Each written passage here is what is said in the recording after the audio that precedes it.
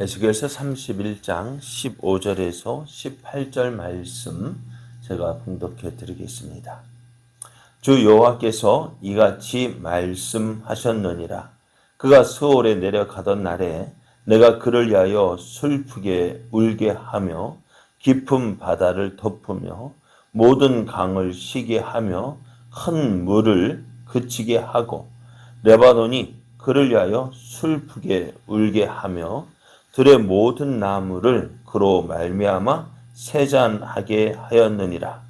내가 그를 구덩이에 내려가는 자와 함께 수올에 떨어뜨리던 때에 백성들이 그 떨어지는 소리로 말미암아 진동하게 하였고 물을 마시는 에덴의 모든 나무 곧 레바논에 뛰어나고 아름다운 나무들이 지하에서 위로를 받게 하였느니라. 그러나 그들도 그와 함께 수올에 내려 칼에 죽임을 당한 자에게 이르렀나니 그들은 옛적에 그의 팔이 된 자요 나라들 가운데에서 그 그늘 아래에 거주하던 자니라. 너의 영광과 위대함이 에덴의 나무들 중에서 어떤 것과 같은고 그러나 내가 에덴의 나무들과 함께 지하에 내려갈 것이요 거기에서 할례를 받지 못하고 칼에 죽임을 당한 자 가운데 누우리라. 이들은 바로와 그의 모든 군대니라. 주 여호와의 말씀이니라 하라. 아멘. 할렐루야. 우리를 사랑하시는 하나님의 사랑, 은혜와 사랑 안에서 새날이 시작이 되었습니다. 오늘도 함께 하시는 하나님을 믿고 의지함으로 어제보다 더 복된 날 되기를 예수님의 이름으로 축복합니다. 축복합니다. 오늘 우리에게 주신 하나님 말씀을 통해서 교만은 패망의 선봉입니다. 교만은 패망의 선봉입니다. 이런 제목으로 하나님 말씀을 증거하겠습니다. 하나님은 아수르를 키가 크고 꼭대기가 구름에 닿을 정도로 큰 백향목과 같이 뛰어나게 만드셨습니다. 하지만 저들이 이렇게 좋고 크고 강하게 되자 어떻게 돼요? 그것으로 인해서 하나님께 영광을 감사하며 영광을 돌려야 하지만은 그렇지 못했습니다. 자기가 잘 되고 크고 성공하게 되어지자 그것으로 인해서 어떻게 해요? 교만해졌습니다. 교만해져서 어떻게 어느 자리까지 올라갈까요? 하나님의 자리까지 올라갑니다. 하나님은 이렇게 교만해진 아수르를 심판하십니다. 그들의 교만을 꺾으셔요. 그래야므로 저들의 높음을 자랑하지 못하게 하고 또 그 꼭대기가 구름 속으로 치솟아 오르지 못하게 하시고 그래서 모든 나무가 스스로 높아 서지 못하게 하십니다. 사람이 교만해지는 이유가 무엇 때문일까요? 왜 교만해질까요? 네? 교만한 이유가 자기 자신을 제대로 알지 못하기 때문입니다. 사람은 한순간에 한 줌의 흙으로 돌아갈 존재라는 사실을 기억해야 합니다. 한순간이에요.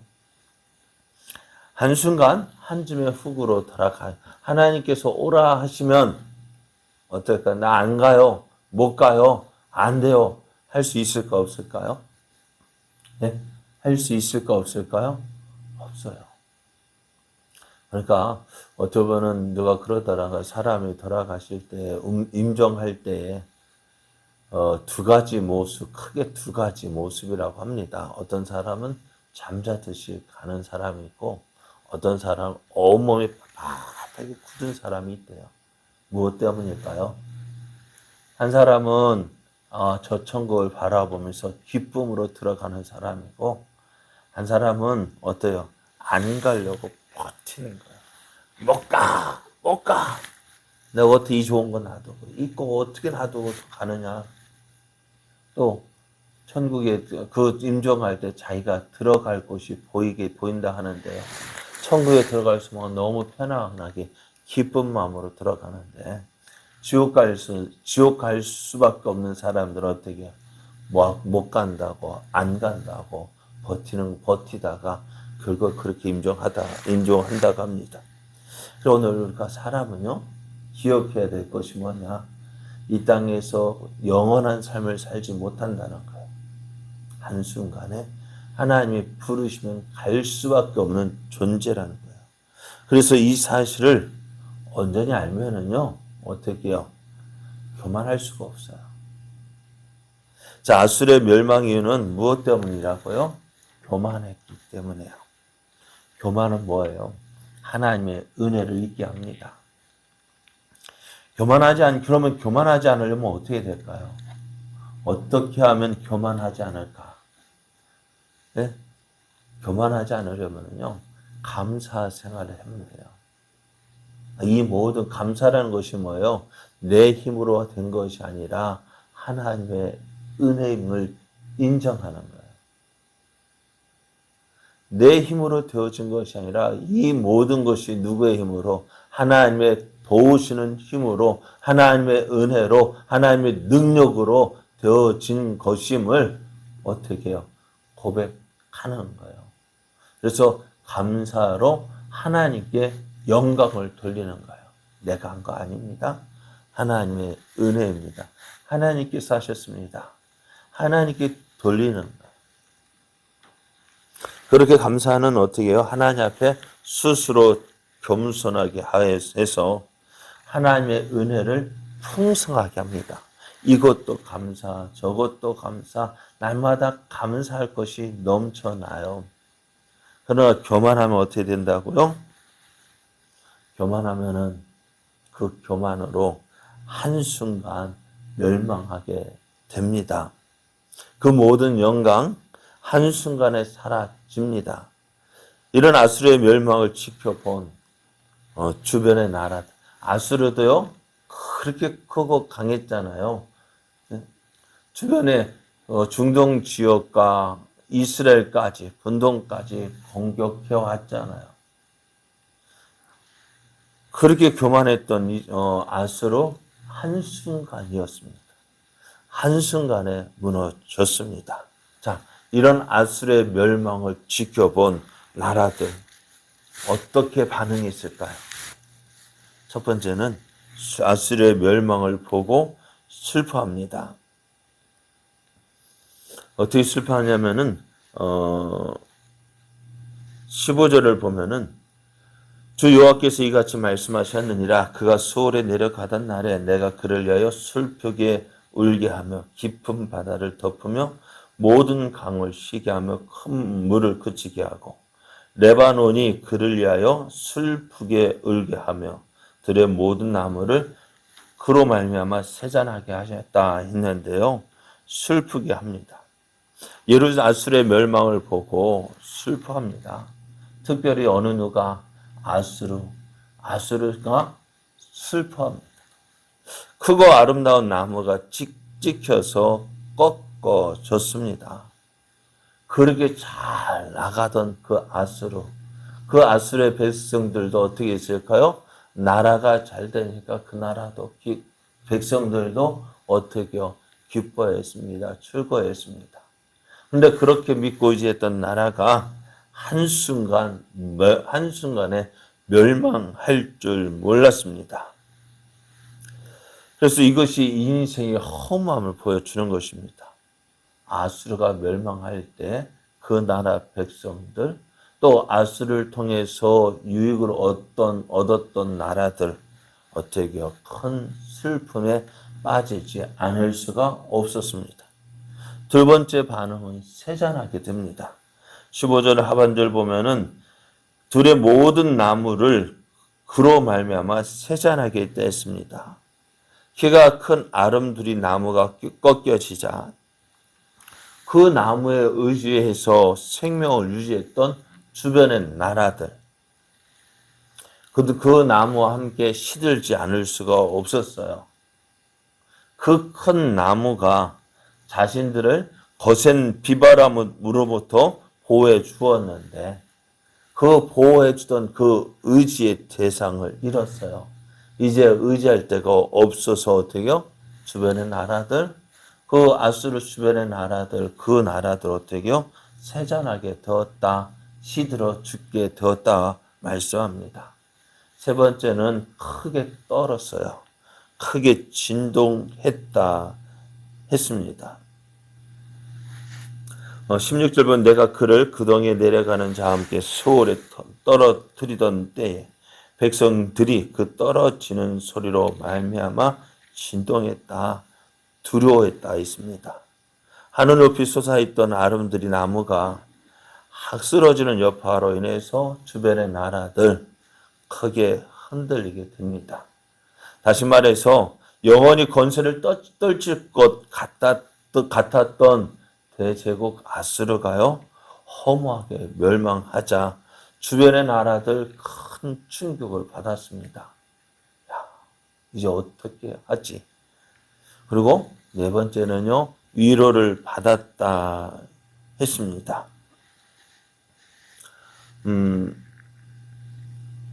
18절을 아니 17절을 16절 하반절을 보면은 물을 마시는 에덴의 모든 나무 곧 레바논의 뛰어나고 아름다운 나무들이 지하에서 위로를 받게 하였다 했습니다. 너무나도 크고 아름다운 백향목에 치여서 기세를 펴지 못하던 주변의 나라들, 이 백향목이었던 아수르로 인해서 공격받아서 멸망했던 나라들,